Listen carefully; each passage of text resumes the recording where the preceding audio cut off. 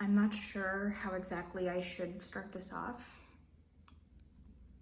So I guess, hi. My name is Jenna. I'm 18 years old. I live in Los Angeles. And I was the victim of sexual exploitation at the hands of somebody 16 years my senior. And it's taken me a very long time for me to admit that to myself.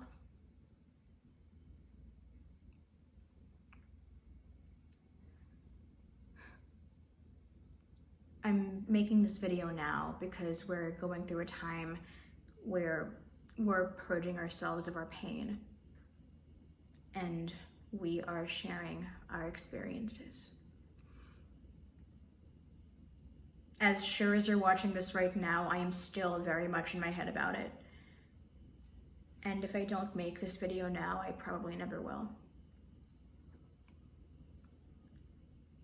What's emboldening me to do this very second is actually Cupcake. The rapper Cupcake, who I have adored for years, she shared her story in a tweet where she recounts a time when she was 16 and she and a 34-year-old man were pursuing each other.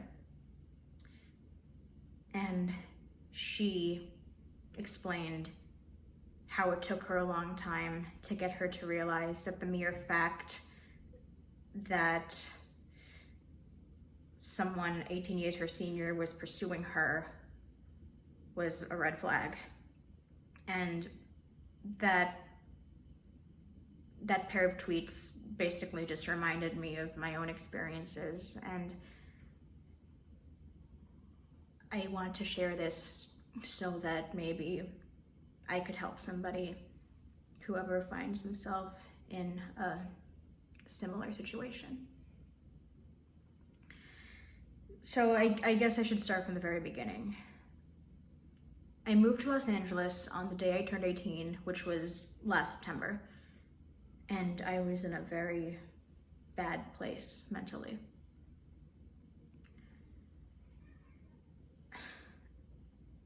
I could not afford any of my college options.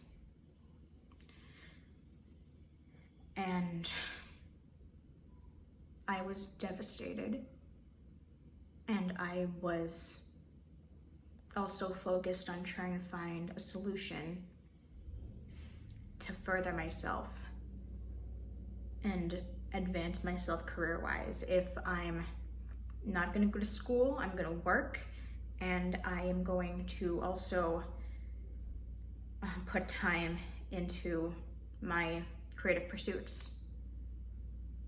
And for a very long time, I knew that the place that I wanted to go was Los Angeles.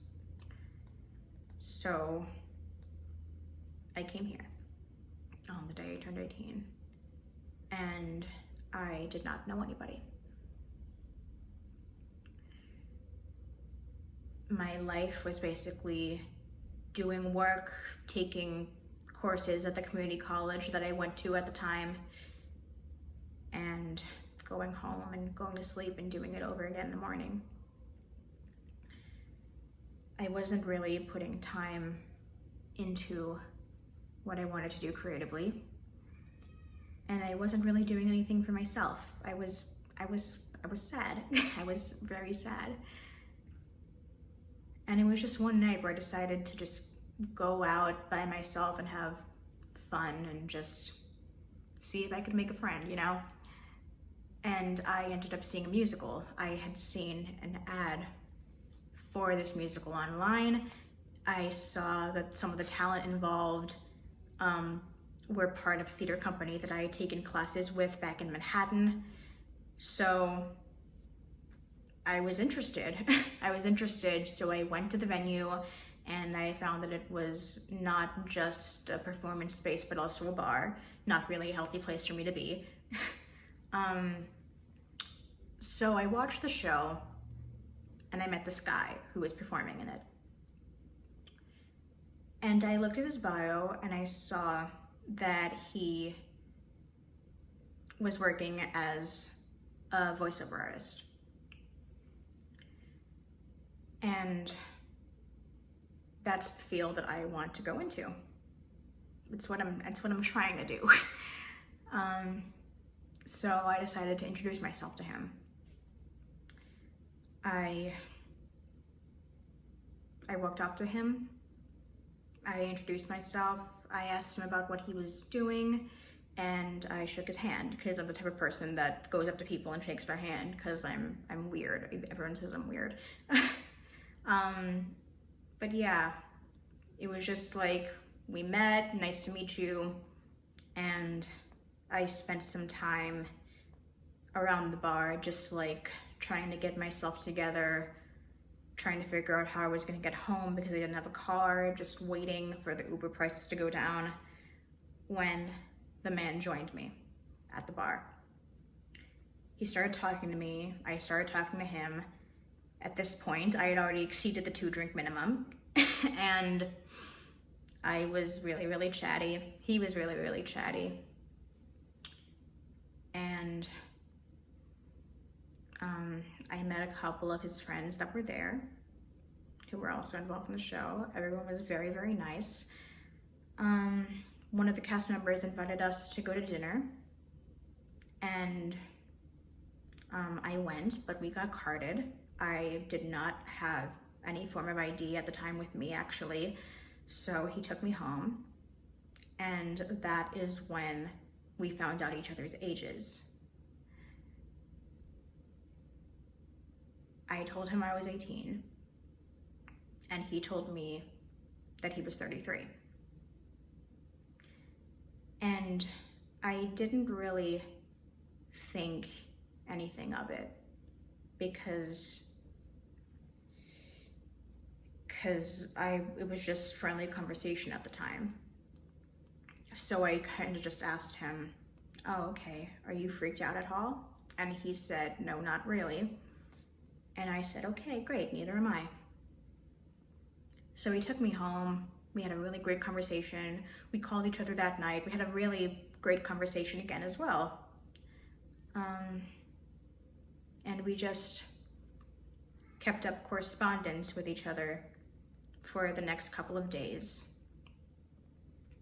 I get a text from him a few days later saying that the age difference was kind of weird, but he would still like to be friends with me. At that point, I was a little confused because I didn't know that our correspondence was anything other than friendly. But I went along with it, and I was just like, okay, yeah, that's great. Would you still like to spend time with each other in a friendly way? And he said, yeah. And I said, great. I was happy because I had finally made some sort of human connection in a really, really big and unwelcoming city. So I wanted to hang on to that. We kept talking to each other, and one night we went out. We went to go see a movie. Things were good. We went out to dinner, nothing out of the ordinary. And then he asked me if I wanted to go to his house.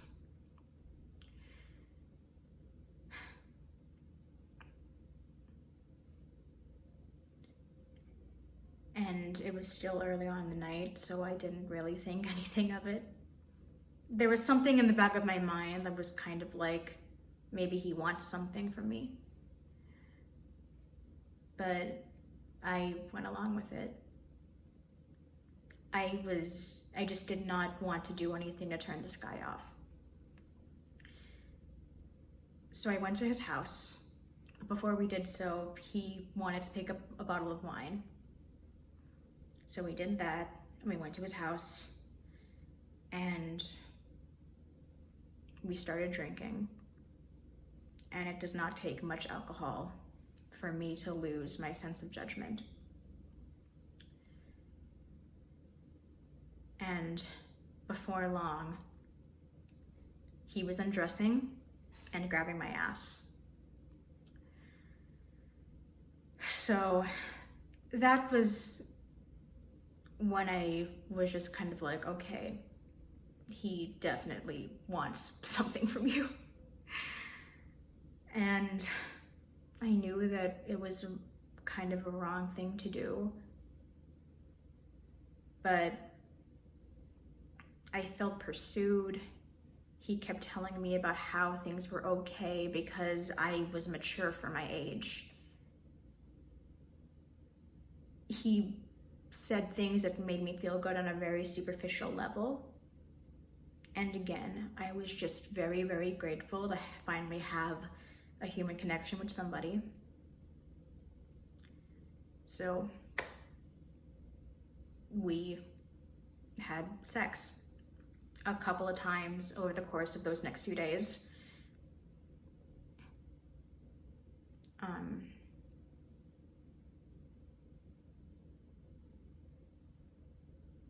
All the while,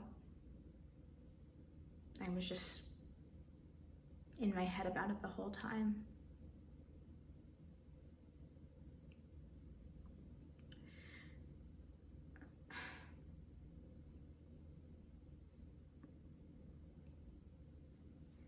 I would never be able to sleep afterwards.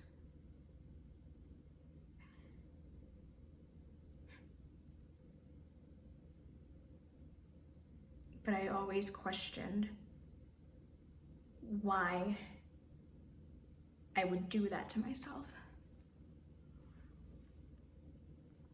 And it really contributed to the rest of the problems I was having. I basically had no sense of self-worth. I was having alcohol problems, and drinking with this old man was not helping at all.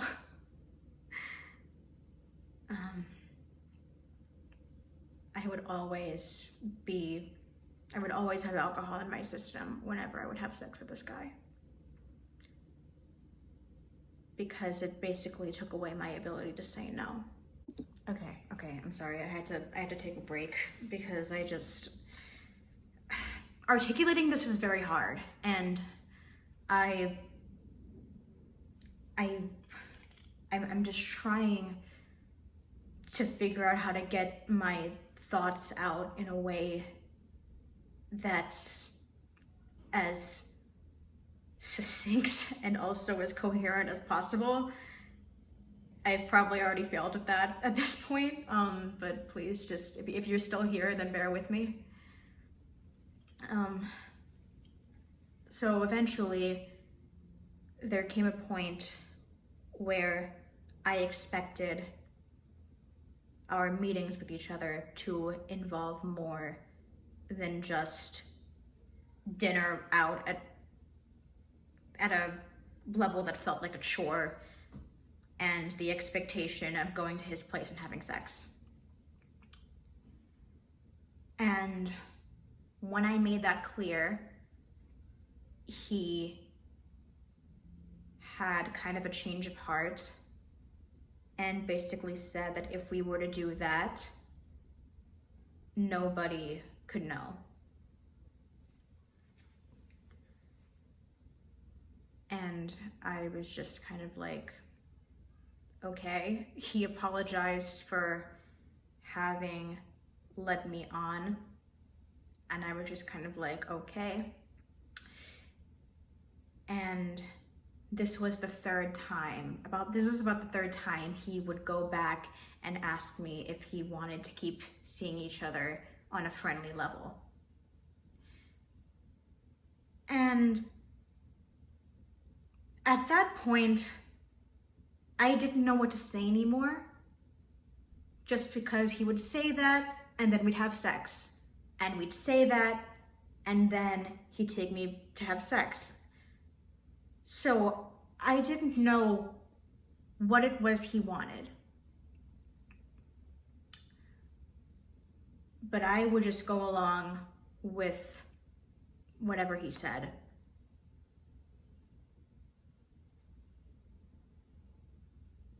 Because I had nothing else going for me.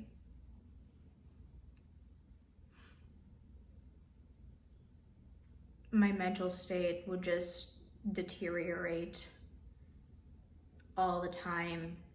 I just felt sick. My body was taking a hit from just all the stress that I was under. Not just from this experience, but from everything that was going on in my life at the time. Things were just chaotic. So we just kept up with this pattern of trying to hide what was going on from the people in his life. There's one instance that stands out to me. We went to go see a show at a theater in Hollywood one night, and we ran into two of his friends. And one of them asked us how long we had been dating for. And immediately he jumps in and says, "Oh, no, we're just friends, there's nothing going on here." And I very badly wanted to call him out at that time, but I didn't really think it was my place to embarrass him in front of his friends, which I now realize is really fucking stupid because it was a thing that was going on in my life. But yeah, we just kept up that whole pattern of trying to keep things like on the down low.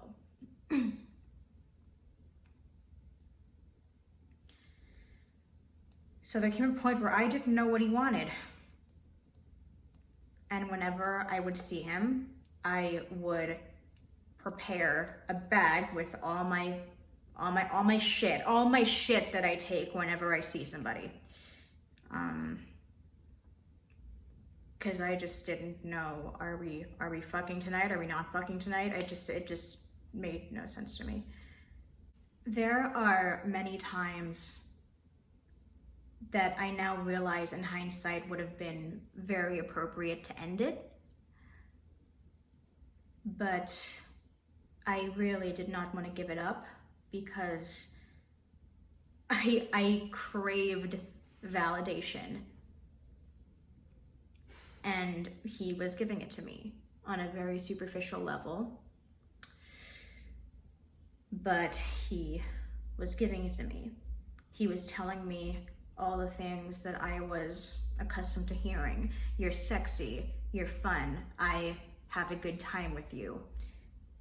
And he kept using the coded language that predators use. He kept reassuring me that he enjoyed being with me because I was not like people my age.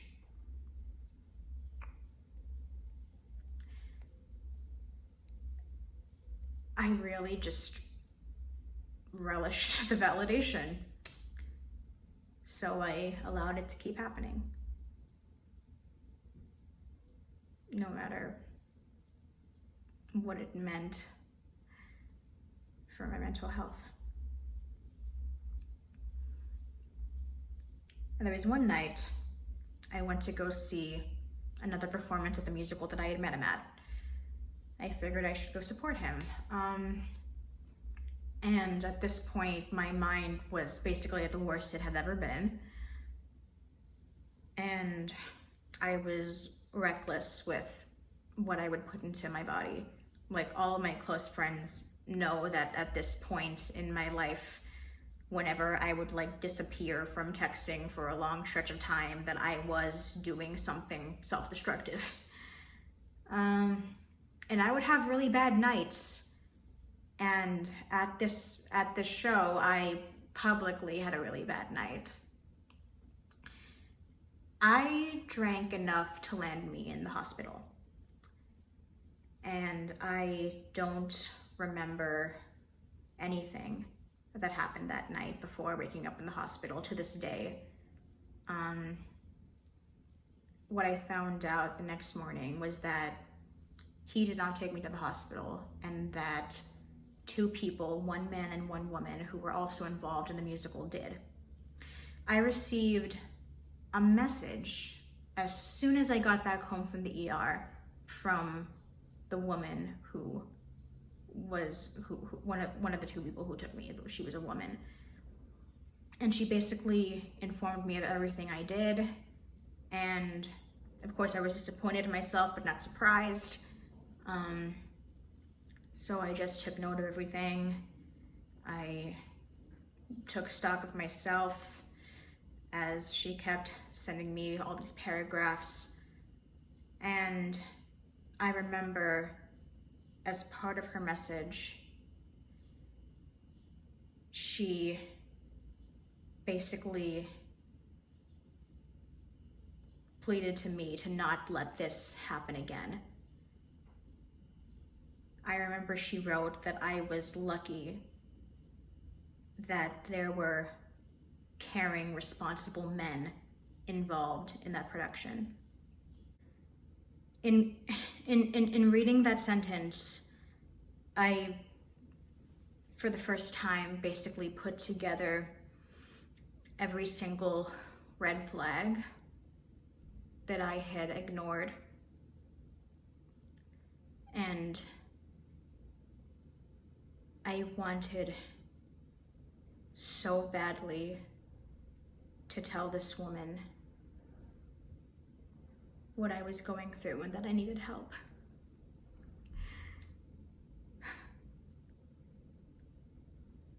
But I stopped myself because it was just kind of like, what, I'm just gonna implicate this poor woman who I've already terrified enough, who has already done so much to help me. So I didn't. And I paid for the damages I caused, and I basically responded with a standard, I'm sorry, thank you, I apologize, thank you, it won't happen again, thank you.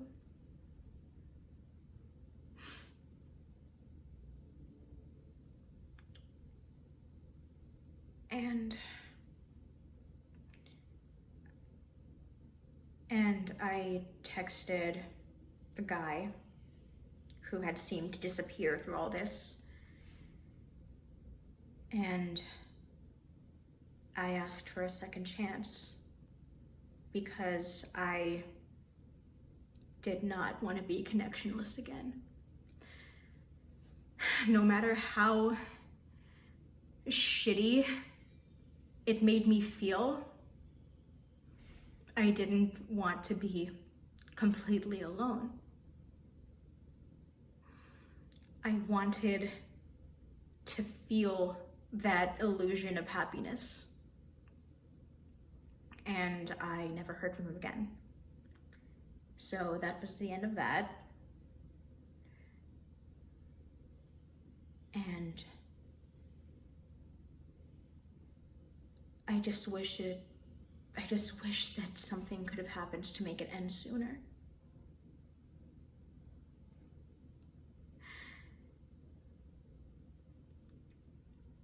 Because in reading this woman's message to me about how under different circumstances I could have been taken advantage of,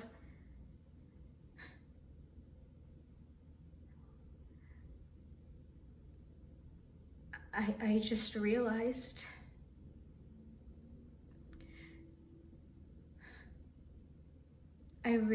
the predatory behavior, everything that he did to seem non-threatening. All of the coded language he used.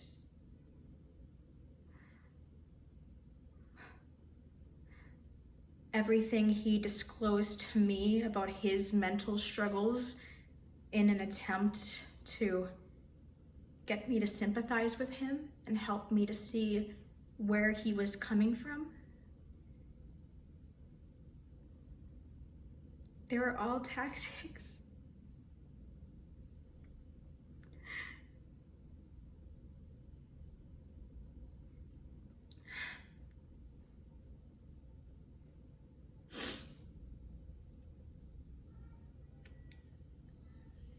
My only regret is the repercussions that the whole experience had on me physically and emotionally.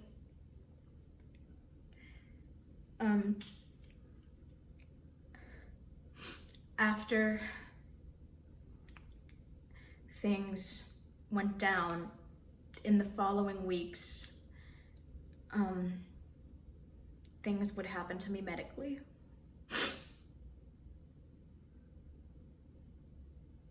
And now I just kind of have, I've developed like this kind of hypochondria when it comes to certain things.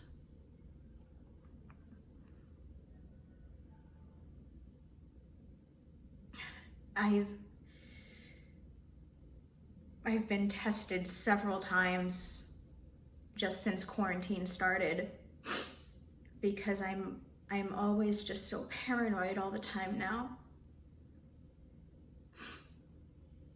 I find it hard to trust people.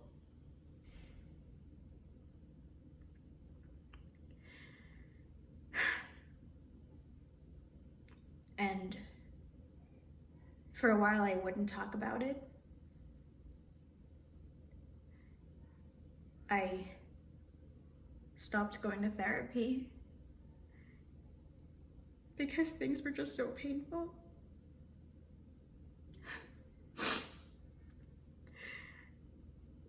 I told very few people about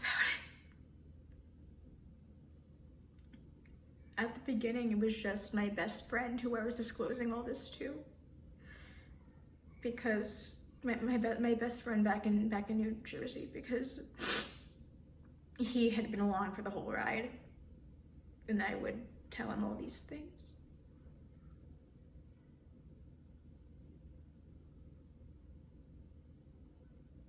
I remember one instance when I was talking with a friend and I was having a very bad day and everything just came out.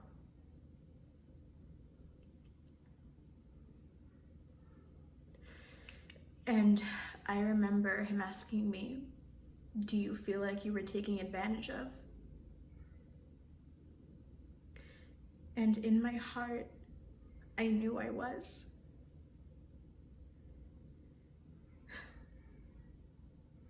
But I said, no, I don't think that's fair to say.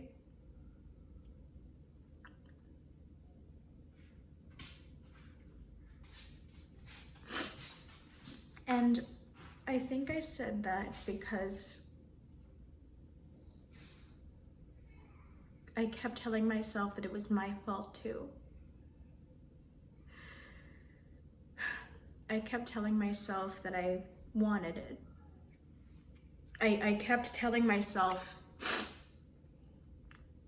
that I was a big girl and that I knew better, and that maybe he didn't know what he was doing. But that's bullshit.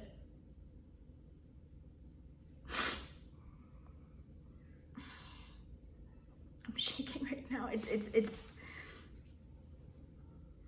just bullshit.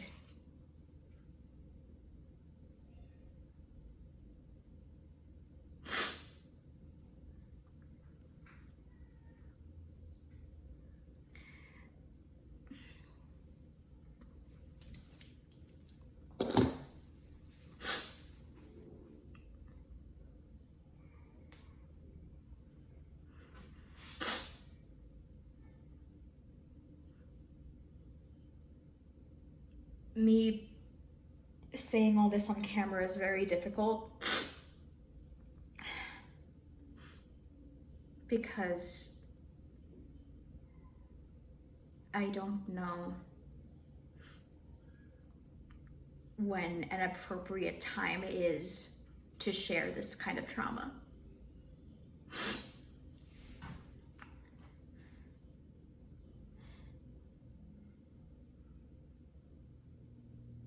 Many people wait very long stretches of time before they come out and say something like this.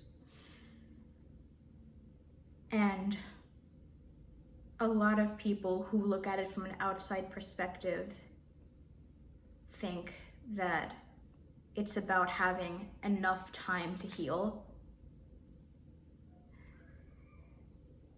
And maybe for me, healing means something different. Because personally, I don't think I'll be able to heal until I do what I can to make sure that this doesn't happen to other women. And I am scared about putting this on the internet.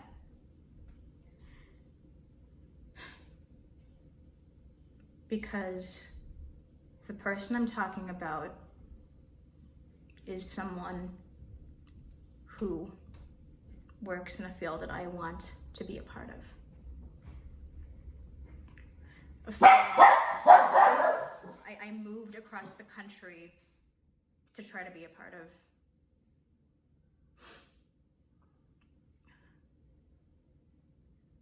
His name is Brock Baker.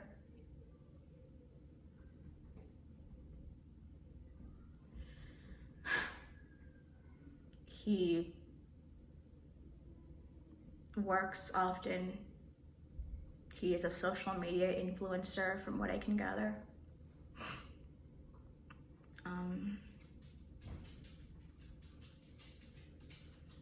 He has worked closely with people that I know. And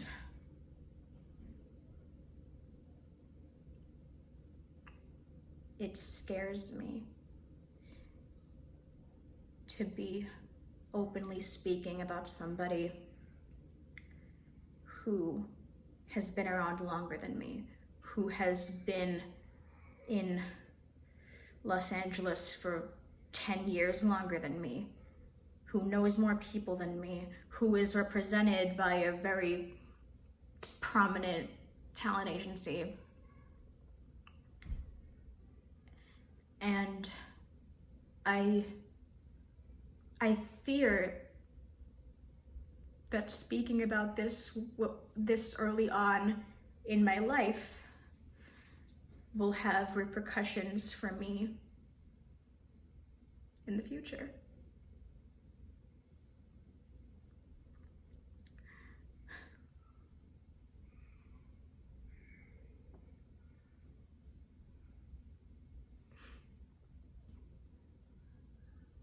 Okay, I need to get myself together. I'm just trying really hard to like not fall apart and lose my train of thought right now. I'm nobody right now. I am nobody. I am a kid who came out here not knowing anything, who is nowhere near even entering the world I want to be in.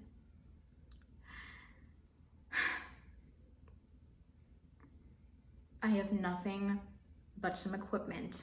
I have no representation. I don't even have a demo. I haven't been able to take these steps because I am an 18-year-old kid whose main priority is getting food on the table and paying rent, who is unemployed because of everything that's going on in the world with a deadly pandemic, and unable to find work because I have immune system problems and I lack a bachelor's degree. And as a result of that, I am $6,000 in debt to my property managers because I have not been able to pay rent for the last 4 months, and I'm trying really hard to do what I can. I'm selling pictures of myself on the internet to people I don't know because I feel like it's something that I have to do to take care of myself and a pet, this ESA that I take care of by myself, living alone in a 1-bedroom apartment, and I am a kid.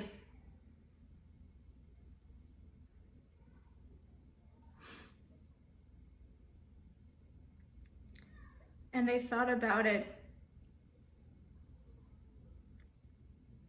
and I believe that's why so many people wait.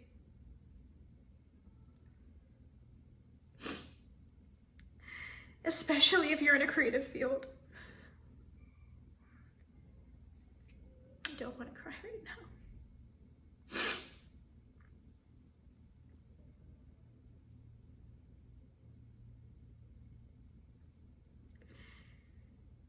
People who have been through similar experiences are scared to talk about it. It's not a question of healing.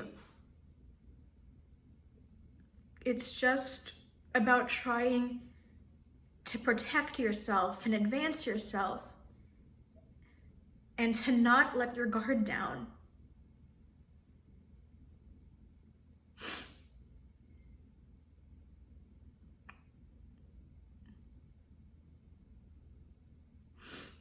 And I'm terrified that when I'm finally ready to take the next step in my career, someone will say something to somebody and I won't get the job, or I won't get the agent, or something else, I don't know. I have these horrible, I don't want to say irrational fears, but they definitely are really intense fears. I'm not gonna cry.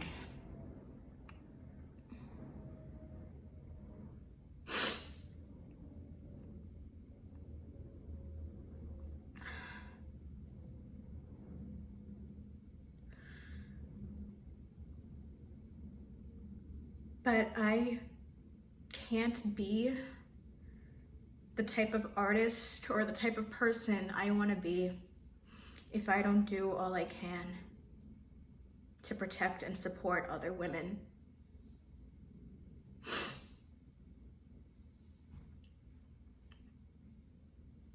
There's a stigma against people in creative fields who come out with these stories because it's assumed that they do it for clout. But that is not true. The opposite is true based on everything that I just recounted. What I hope to get out of this is the ability to reach somebody who may be in a similar situation and to encourage them to be smarter than me and just to respect yourself more than I have.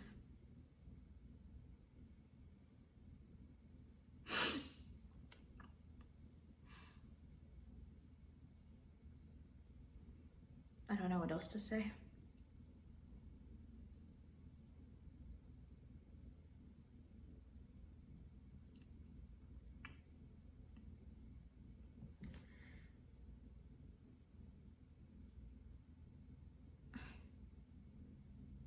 I just hope that this can be helpful to somebody.